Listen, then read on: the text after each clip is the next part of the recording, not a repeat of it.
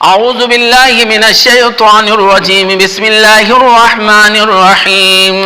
وقاتلوهم حتى لا تكون فتنة ويكون الدين لله فإن انتهوا فلا عدوان إلا على الظالمين الشهر الحرام بالشهر الحرام والحرمات قصاص فمن اعتدى عليكم فاعتدوا عليه بمثل ما اعتدى عليكم واتقوا الله واعلموا أن الله مع المتقين. صدق اللہ مولانا العظیم. اللہ تعالیٰ ارشاد فرماتے ہیں کہ ان سے جنگ کرو یہاں تک کہ فتنہ باقی نہ رہے اور دین صرف اللہ کے لیے ہو جائے. اگر وہ باز آ جائے تو زیادتی نہیں کی جائیں گی مگر ظالموں کے خلاف. حرمت والے مہینے کا بدلہ حرمت والا مہینہ ہے اور حرمتوں کے بدلے ہیں. اگر کوئی تم پر زیادتی کرے تو جس طرح اس نے تم پر زیادتی کی اسی طرح اس سے بدلہ لو اور اللہ سے ڈرو اور یاد رکھو کہ اللہ تعالیٰ متقیوں کے ساتھ ہے. کہ نبی پاک علیہ الصلاۃ والسلام سن 7 ہجری میں عمرۃ القضاء کے لیے صحابہ کرام کے ساتھ مکہ مکرمہ کی طرف چلے تو صحابہ کرام کے دل میں یہ خیال آیا ہم تو عمرے کے لیے جا رہے ہیں لیکن خدا نہ خواستہ اگر مشرکین جن سے معاہدہ کیا گیا اگر وہ ہم پر حملہ کر دیتے ہیں تو ہم کیا کریں. حرم پاک اور ساتھ ہی ساتھ حرمت والا مہینہ تو اس پر اللہ تعالیٰ نے ہدایت فرمائی اور یہ کہا کہ ان سے جنگ کرو یہاں تک کہ فتنہ باقی نہ رہے. ہم کی ضمیر کے سلسلے میں یوں کہا گیا مکے کے مشرکین مراد ہے کہ قاتلوہم یعنی مکے کے مشرکین سے جنگ کرو اور بعض نے کہا کہ اس سے اہل عرب مراد ہے لیکن یوں کہا اس میں عموم ہے کہ تمامی مشرکین اس سے مراد ہے. لیکن یہ یاد رہے کہ خاص طور سے یہ جو آیت ہے مکہ مکرمہ اور پھر اس کے ضمن میں اہل عرب کے سلسلے میں یہ خاص آیت نازل ہوئی ہے. اللہ فرماتے وقاتلوہم کہ ان سے جنگ کرو حتی لا تکون فتنۃ کہ کوئی فتنہ باقی نہ رہے. فتنے کے سلسلے میں 2 باتیں کہی گئی. ایک تو یہ کہ کوئی حرج باقی نہ رہے یعنی کوئی ایسا فتنہ نہ رہے کہ کفار سے مقابلہ ہو اور پھر کفار کی کوئی قوت طاقت باقی نہ رہے کہ جس کی وجہ سے وہ تم پر غالب آئے اور تم کو نقصان پہنچائے تم کو تکلیف پہنچائے. تو کہا کہ ان کی طرف سے جو فتنہ برپا ہوتا ہے ان سے اس قدر جنگ کرو کہ وہ فتنہ ختم ہو جائے یہ کہا گیا. لیکن زیادہ صاف اور سیدھی بات یہ ہے کہ یہاں پر فتنتن سے کفر مراد لیا کہ یعنی ان سے جنگ کرو یہاں تک کہ کفر اور شرک باقی نہ رہے. وَيَقِيمُ الدِّينُ لِلَّهِ شرک اور کفر ختم ہو جائے اور تابعداری اللہ کی ہو جائے. کہ یہ آیت خاص ہے مکہ مکرمہ کے سلسلے میں اور جزیرۃ العرب کے سلسلے میں. تو اللہ تعالیٰ نے اسلام کے مرکز کے طور پر اور اس کے مستقر کے طور پر اللہ تعالیٰ نے مکہ مکرمہ اور جزیرۃ العرب کو اللہ تعالیٰ نے منتخب فرمایا. تو اللہ تعالیٰ نے مکہ اور مدینہ کو اسلام کا مرکز قرار دیا. تو اس کے سلسلے میں یہ ہدایت ہے کہ ان سے اس وقت تک جنگ کی جائے کہ وہاں سے کفر اور شرک ختم ہو جائے اور وہاں صرف اسلام کا غلبہ ہو جائے. قاتلوہم حتی لا تکون فتنۃ کیونکہ دنیا کے ہر مذہب کو جب یہ حق ہے کہ اس کا ایک کوئی مستقر ہو اس کا کوئی پناہ گاہ ہو اس کا کوئی مرکز ہو تو اسلام کا بھی حق بنتا ہے اس کا مرکز ہو اور مستقر ہو. اور اللہ نے اس کے لیے مکہ مکرمہ کو اور جزیرۃ العرب کو اللہ نے منتخب فرمایا. اسی لیے یوں کہا گیا کہ دنیا کے تمام مقامات پر اگر دشمنوں سے مقابلہ ہے تو ان کے سامنے 3 باتیں رکھی جاتی ہے. یا تو سب سے پہلے اسلام قبول کر لیا جائے یا پھر یہ ہے کہ اسلام کی بالادستی مان کر جزیہ ادا کریں یعنی مسلمان حکومت کو جو ٹیکس ہوتا ہے مسلمان حکومت میں رہنے کا وہ دیا جائے یا پھر یہ ہے کہ جنگ کے لیے تیار ہو جائے. یہ 3 باتیں ہوتی ہے. تو یہ 3 شقیں اور جگہوں کے لیے ہے لیکن مکہ مکرمہ کے لیے صرف 2 ہی شق تھی. یا تو اسلام قبول کر لو یا پھر مقابلے پر آ جاؤ اور جنگ کرو. تو اللہ تعالیٰ نے یہاں پر اس کا حکم دیا کہ قاتلوہم حتی لا تکون فتنۃ یعنی وہاں پر شرک کا جو غلبہ ہے اور کفر کی جو حکومت ہے وہ ختم ہو جائے اور حکومت صرف اسلام کی رہے. اگر کفر ہو بھی تو مغلوب ہو، کفر ہو بھی تو وہ سر جھکایا ہوا ہو، یہ ہے. اور پھر آگے اللہ فرماتے فَإِنِ انْتَهُوا فَلَا عُدْوَانَ إِلَّا عَلَى الظَّالِمِينَ، اگر وہ باز آ جاتے ہیں، زیادتی جو کی جائے گی، بدلہ جو لیا جائے گا وہ ظالموں سے لیا جائے گا. پھر اس اللہ تعالیٰ نے ایمان والوں کو ہدایت فرمائی کہ جن سے تمہاری جنگ جاری ہے اگر وہ اپنا ہتھیار پھینک دیتے ہیں اور وہ تابعداری اختیار کر لیتے ہیں، اپنے کفر اور شرک سے باز آ جاتے ہیں، تو پھر کہا کہ بدلہ ظالموں سے لیا جائے گا. یعنی جو نافرمان ہیں، جو ظلم پر ڈٹے ہوئے ہیں اور جو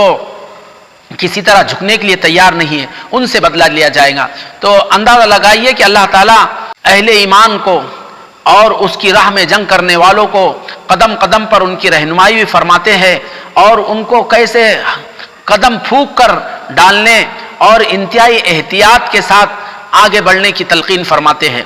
ایسا نہیں ہے کہ جنگ کے میدان میں جب تلوار لے کر نکل گئے، توپ و تفنگ کے ساتھ میدان میں اتر گئے، تیر اور بھالے اور نیزے کے ساتھ دشمنوں کے مقابلے پر آ گئے تو بالکل آزاد ہے، اور پھر جب تک چاہا جس طرح چاہا قتل کرتے چلے گئے، مارتے دھارتے چلے گئے. ایسا نہیں، بلکہ کہا کہ جنگ اس وقت تک کرنا ہے جب تک کہ وہ اپنے ان کے اندر کی جو ضد ہے،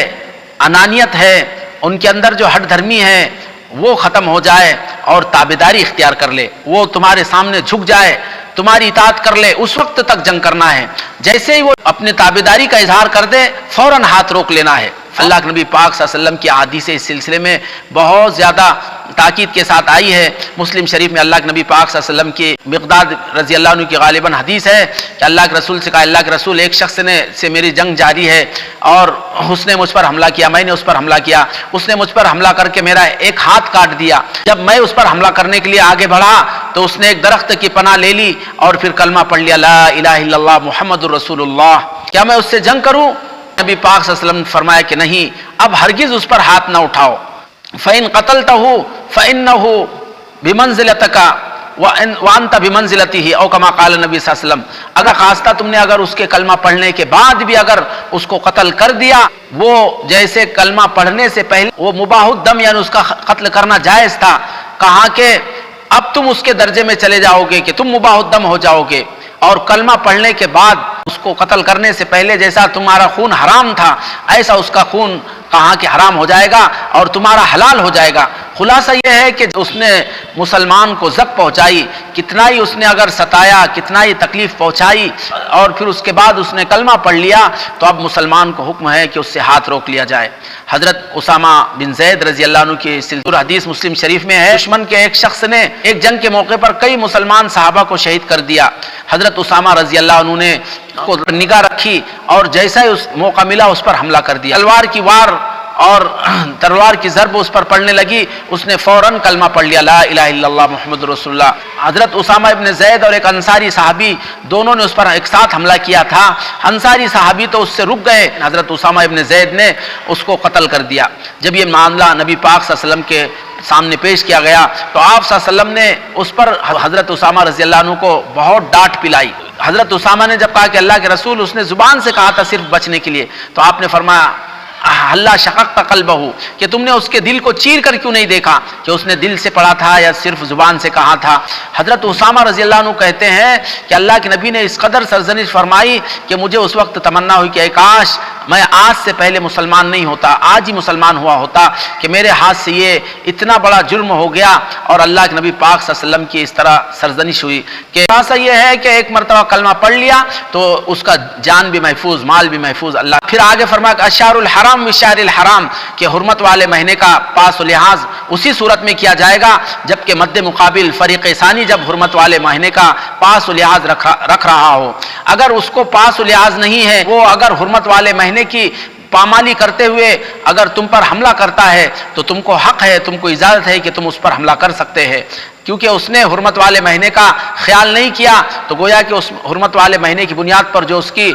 جان کی اور مال کی حفاظت کا پردہ چاک کر دیا۔ تو اللہ فرماتے الشہر الحرام بالشہر الحرام والحرمات قصاص، اور کہا کہ حرمتوں کا بھی بدلہ لیا جائے گا، حرام والحرمات قصاص، اور کہا کہ حرمتوں کا بھی بدلہ لیا جائے گا۔ حرمت والے مہینے کی پامالی کی، ایسے حرم شریف کی پامالی کی، اور ایسے مقدس مقامات کی اور مقدس دین کی پامالی کی، تو کہا کہ ان سب کی پامالی کا بدلہ لیا جائے گا۔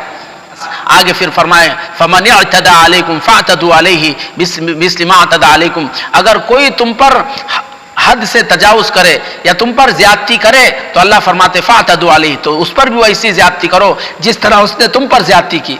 اور پھر آگے ایک بار اللہ نے فرمایا وَاتَّقُوا اللَّهَ، اللہ سے ڈرو، وَاعْلَمُوا أَنَّ اللَّهَ مَعَ الْمُتَّقِينَ، یاد رکھو کہ اللہ تعالیٰ متقیوں کے ساتھ ہے، یاد رکھو کہ اللہ تعالیٰ متقیوں کے ساتھ ہے۔ قربان جائیے، نگاہ دوڑائیے، اللہ تعالیٰ کیسے بار بار فرماتے ہیں فَمَنِ اعْتَدَى عَلَيْكُمْ فَاعْتَدُوا عَلَيْهِ بِمِثْلِ مَا اعْتَدَى عَلَيْكُمْ، کوئی ظلم کر رہا ہے، کوئی زیادتی کر رہا ہے تو یہ نہیں کہا کہ اس کو بس قتل کرو، مارو دھاڑو، اس پر ظلم ڈھاؤ، بلکہ بِمِثْلِ مَا اعْتَدَى عَلَيْكُمْ، کہا کہ جس طرح اس نے تم پر زیادتی کی بس اتنی ہی زیادتی اس پر کرو۔ ایسا نہیں ہے کہ تم اب آزاد ہے، اس نے پہل کی ہے تو تم آزاد ہے اور تمہیں کھلی چھوٹ ہے، ایسا نہیں، بلکہ اللہ فرما بِمِثْلِ مَا اعْتَدَى عَلَيْكُمْ، جس طرح اس نے تم پر حد سے تجاوز کیا اس طرح تم کو اس کو بدلہ دو۔ کہا ایک بات فرمائی، تو یہاں پر بھی ایک روک لگائی، آزاد یعنی بالکل آزاد ہونے اور بے مہار ہونے سے یہاں پر روک لگا دی، بِمِثْلِ مَا اعْتَدَى عَلَيْكُمْ کہہ کے، اور پھر مزید آگے کہا وَاتَّقُوا اللَّهَ، اللہ سے ڈرو، کہ کہیں ایسا نہ ہو کہ ہاتھ میں تلوار ہے اور دشمن سامنے ہے، اگر وہ تابعداری کر لے رہا ہے، اگر وہ تمہاری فرما برداری کر لے رہا ہے تو تم اس پر زیادتی کرو اور تم اس پر حد سے تجاوز کرو، ہرگز ایسا نہ ہو۔ اللہ فرماتے واتقوا اللہ، اور پھر اسی پر اکتفا نہیں کیا، پھر فرماتے وَاعْلَمُوا أَنَّ اللَّهَ مَعَ الْمُتَّقِينَ، اللہ تعالیٰ ڈرنے والوں کے ساتھ ہے، متقیوں کے ساتھ ہے۔ تو اس طرح اللہ تعالیٰ بار بار مجاہدین کو اللہ کی راہ میں اللہ کے دشمنوں کا مقابلہ کرنے والوں کے سلسلے میں بھی اتنی ہدایات اللہ تعالیٰ فرماتے ہیں کہ یہ ہر قدم پر تمہیں اس کا پیاس و لحاظ ہو کہ کہیں تم سے ظلم زیادتی نہ ہو، کہیں تمہاری طرف سے ناانصافی نہ ہو، جا کر کسی پر ظلم نہ ہو۔ تو کسی طرح فلا عدوان کہتے زیادتی کو، کہ زیادتی نہیں کی جائیں گی مگر ظالموں پر۔ ظاہر ہے کہ ظالم نے جو ظلم کیا ہے اس کی سزا کو زیادتی نہیں کہا جا سکتا، اس کا بدلہ ہوگا، اس کی سزا ہوگی، لیکن یہ کہا کہ فلا عدوان کہ اس پر زیادتی نہیں کی جائیں گی۔ یا پھر اسی طرح دوسری آیت میں فَمَنِ اعْتَدَى عَلَيْكُمْ فَاعْتَدُوا عَلَيْهِ، کہ جو تم پر زیادتی کرے اس پر اس طرح زیادتی کرو جس طرح اس نے تم پر زیادتی کی۔ تو یہاں پر بھی ظاہر ہے کہ دشمن کی طرف سے تو زیادتی ہوئی ہے، لیکن اس کو جو سزا دی جا رہی ہے اس کو زیادتی نہیں کہا جائے گا، بلکہ اس کی سزا ہوگی، اس کا بدلہ ہوگا، تو اس کو بھی عدوان سے تعبیر کیا۔ تو یہ اس طرح یہ عربی زبان کا ایک نہج ہے، عربی زبان کا اس طرح کا ایک یہ طریقہ ہے فَاعْتَدُوا عَلَيْهِ، کہ ان پر زیادتی کرو۔ دفاعی کارروائی کو محض مجازن اور محاورتاً عربی زبان کے محاورے کے اعتبار سے اس کو اعتداء کہا گیا، ورنہ وہ اعتداء یعنی حد سے تجاوز نہیں ہے بلکہ اس کی سزا اور بدلہ ہے۔ تو یہ عربی کا ایک انداز ہے۔ قرآن پاک میں اور بھی جگہ اس طرح کا تذکرہ ہے کہ جزاء السیئۃ سیئۃ مثلھا، کہ برائی کا بدلہ اس طرح کی برائی ہے، حالانکہ برائی کا بدلہ برائی نہیں اس کی بلکہ اس کا بدلہ ہے، بدلہ ہوگا، لیکن یہ اس طرح کی ایک تعبیر استعمال کی جاتی ہے۔ قرآن پاک میں اور بھی اس طرح بار بار اس کا تذکرہ آیا ہے۔ خلاصہ یہ ہے کہ ان آیتوں میں یوں کہا گیا کہ عہد و پیمان کا جو لحاظ پاس رکھے اس کا تم بھی لحاظ پاس رکھو، لیکن اگر وہ عہد و پیمان کا اگر لحاظ پاس نہیں رکھتا ہے تم پر ضروری نہیں ہے کہ پھر ایسی صورت میں اس کے عہد و پیمان کا لحاظ پاس رکھے۔ نبی پاک صلی اللہ علیہ وسلم کی زندگی کا یہ ذرّی باب ملتا ہے کہ آپ صلی اللہ علیہ وسلم نے جن سے بھی عہد و پیمان کیا آپ نے اس کو پورا فرمایا۔ مدینہ منورہ میں آپ نے یہودیوں سے عہد پیمان کیا، آپ نے ایفاء عہد بھی کیا، لیکن ان تینوں قبیلوں نے ان عہد کی خلاف ورزی کی۔ حدیبیہ کے موقع پر مشرکین مکہ سے عہد پیمان کیا لیکن انہوں نے اس کی خلاف ورزی کی۔ قرآن پاک میں اللہ تعالیٰ نے فرمایا کہ لا يرقبون فیکم الا ولا ذمہ، کہ وہ تمہارے سلسلے میں نہ کسی عہد و پیمان کا خیال کرتے ہیں اور نہ ہی کسی ذمہ داری کی اور نہ کسی رشتہ داری کا اور لحاظ پاس کرتے ہیں۔ تو کہ نبی پاک صلی اللہ علیہ وسلم اور صحابہ کرام نے تو ہمیشہ دشمنوں کے ساتھ بھی، یہودیوں کے ساتھ بھی یا کافروں کے ساتھ بھی، مشرکین مکہ کے ساتھ بھی جو عہد و پیمان کیا، یا پھر اسی طرح عرب کے دیگر قبیلوں کے ساتھ جو آپ نے عہد پیمان کیا، کئی زندگی میں ایک نمونہ نہیں ملتا کہ نعوذ باللہ نبی پاک صلی اللہ علیہ وسلم نے اس عہد کی خلاف ورزی کی ہو، یا پھر صحابہ کرام نے اس کے عہد کی خلاف ورزی کی ہو۔ یہ اسلامی تاریخ کا ایک ایسا روشن باب ہے، جب بھی مسلمانوں نے، جہاں بھی مسلمانوں نے دشمنوں کے ساتھ جو عہد و پیمان کیا، اس کو ہمیشہ اس کا خیال کیا، اس کا لحاظ پاس کیا، لیکن اس کے بالمقابل کفار یہود و نصارہ انہوں نے جب بھی مسلمانوں سے کوئی عہد پیمان کیا اس کی خلاف ورزی کی اور اس کے خلاف ہمیشہ کارروائیاں کرتے رہے۔ آج بھی یہی معاملہ ہے کہ فلسطین کی سرزمین میں اسرائیل جو ہے غزہ کی سرزمین والوں سے بار بار عہد پیمان کرتا ہے، لیکن ایک دن بھی اس عہد و پیمان کی ٹھیک سے اس کا لحاظ پاس نہیں کرتا۔ تو یہ دشمنوں کا معاملہ ہے کہ انہوں نے ہمیشہ اس کی مخالفت کی، اس کی خلاف ورزی کی۔ قرآن پاک